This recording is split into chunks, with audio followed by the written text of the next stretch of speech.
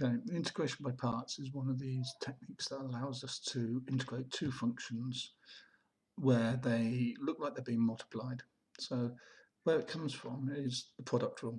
So if the product rule is du dv over dx is equal to v du dx plus u dv dx.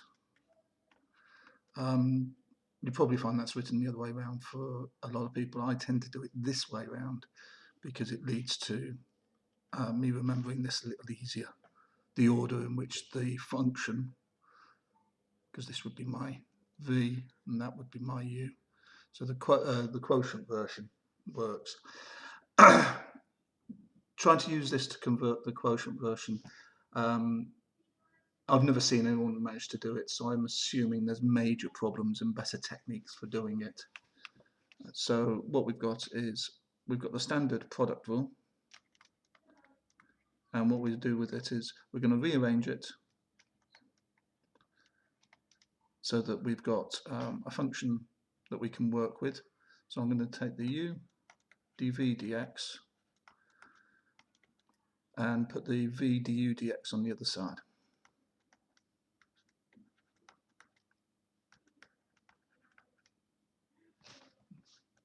V du dx to the other side. When I integrate it, I get a product rule where we've got one function and another function with its differential form is equal to the integral of duv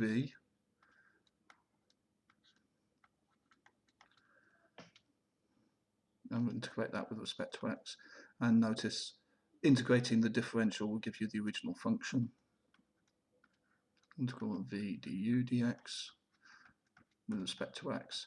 Now the problem with using integration by parts is you have to choose the u and v or dv dx's a little carefully. So integral of differential gives me just the uv and minus the integral of v du dx with respect to x, or if you want, it is f dot g dash dx is equal to fg, where these are both functions, minus the integral of v f dash with respect to x. So that's both forms. And if I just put a box around them so that you can, the main one people use is that one. Make it a little bit not tidier. So this is the integration by parts, and it looks like you'll have to remember it for the equation.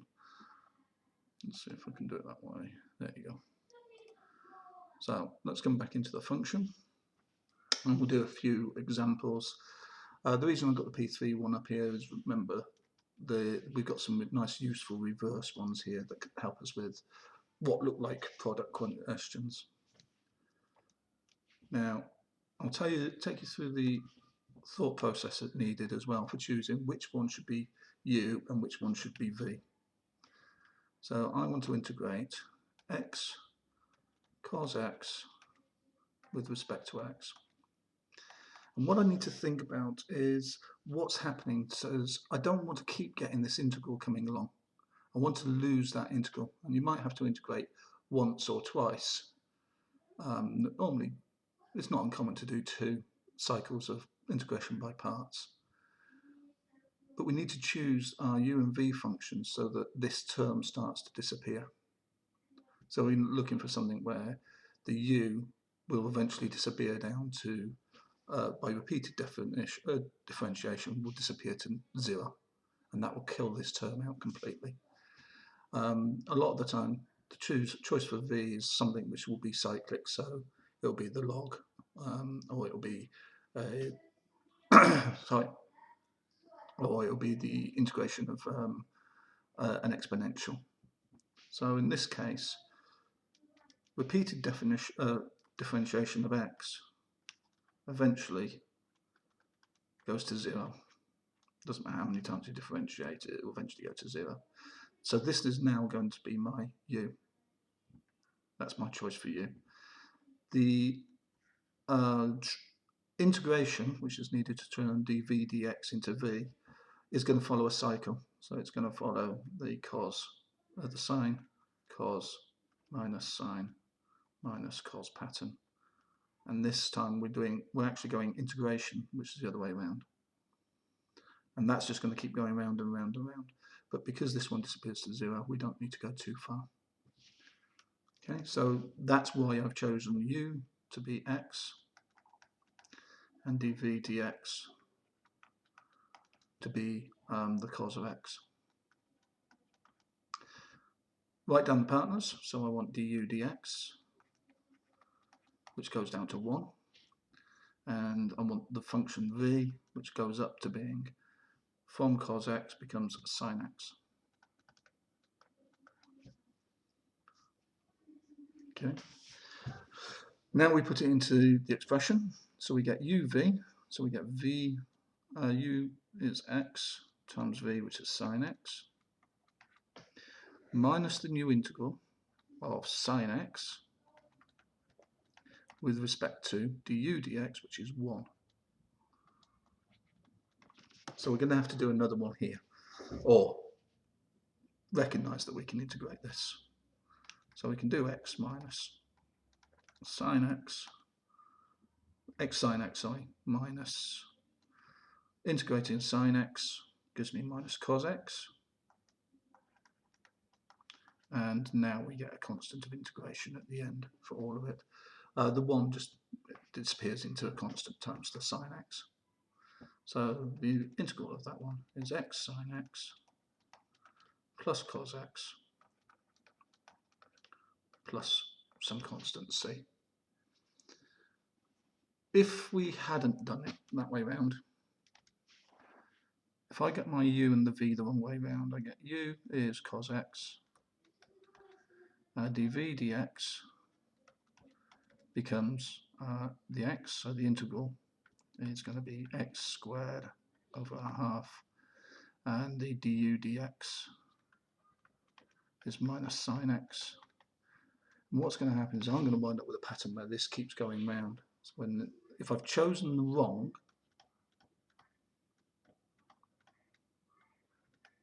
this is choosing the wrong substitution, we're going to get a pattern that will keep moving. So we've got u dv, which is a half x squared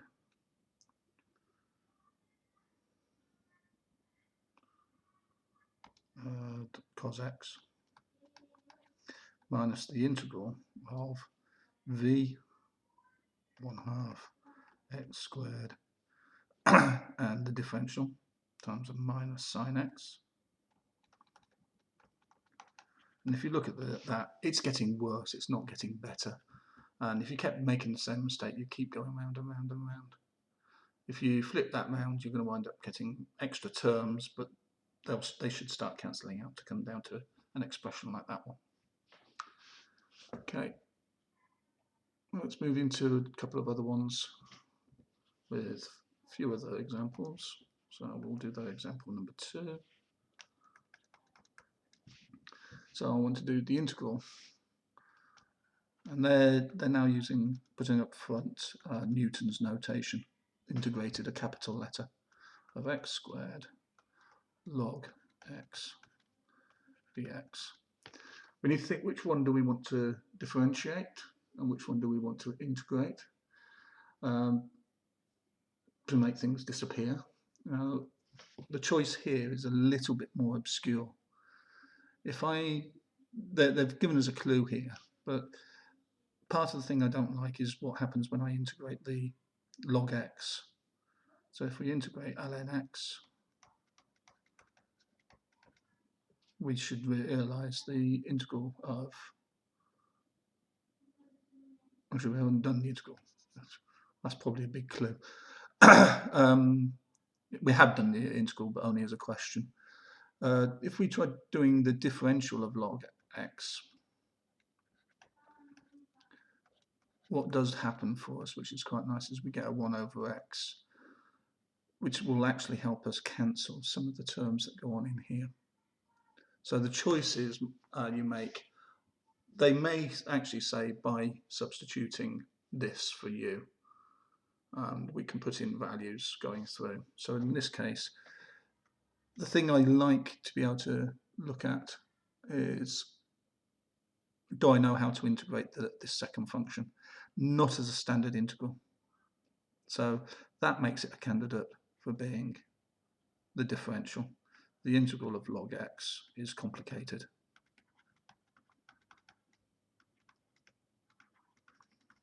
And because of that, I would like to avoid it if I can. And it so happens with this one, it will do. I'll just put that into red for us. It's just a side note. So that's why we made u as log of x.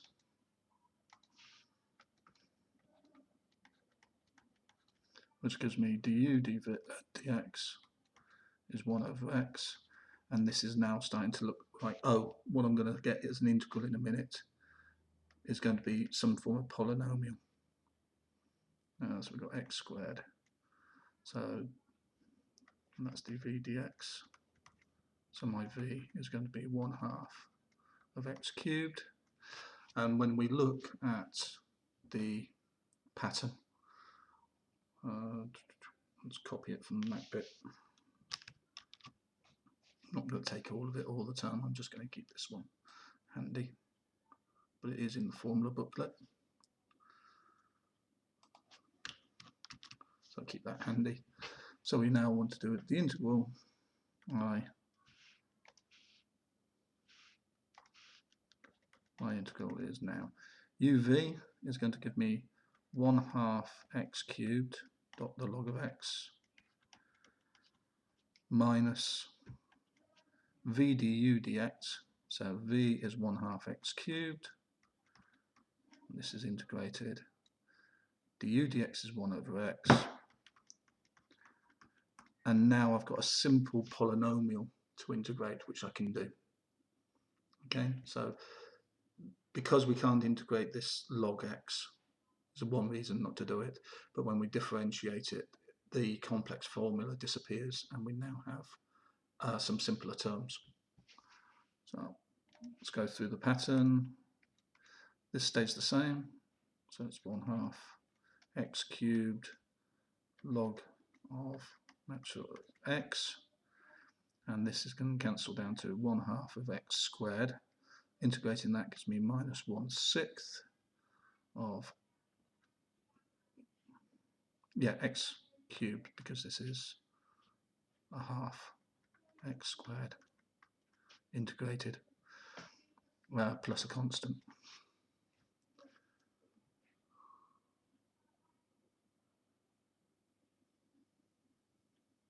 Look at the, that's a third, isn't it? Yeah, it's a third full. So I don't just follow what they say on the book. 3, 3, 3. 1/3 of x cubed log x minus x cubed, and that needs a 3 in it, so that's 9 as well. And that's why. Okay, so that's given me my integration for that one.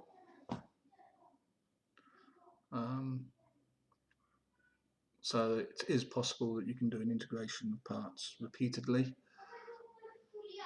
and I'm going to show you something that happens in here. So,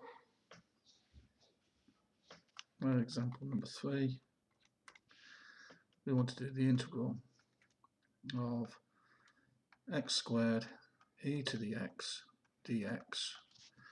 Think about which one do we want to integrate, which one do we want to differentiate. What happens if we keep doing them?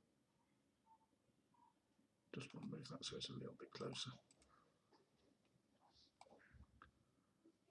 So we want u is likely to be something that eventually will disappear away to just a constant and therefore disappear overall. So my choice is to make that one u equals x squared, because x squared differentiate again goes to x, differentiate again goes to a whole number.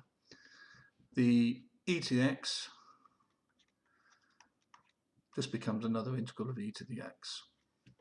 Now, one thing that often happens is what you get with e to the x's, you'll get these to repeat, and I'll see if we can find an example for another lesson where the integrations, there is another trick you can do often with exponential integrals, or another trick that comes up. So I just want integral differentiate du dx, which is 2x, and this is what I mean by it disappears. V becomes just another e to the x.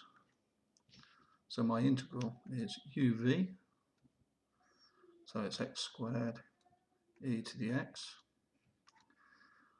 minus the integral of v, e to the x, times du dx. And we've got to do this integration again. So we've got to do a sub-partial integral. Again, do the same thing. We're trying to make this disappear away to nothing. So again, in this part, we're going to say u is now 2x, which gives me du dx, which is going to be just a 2. dv dx is my e to the x, and that stays the same. So to do this second integral, we've got x squared e to the x minus uv. We've now got a 2x e to the x, and subtract from that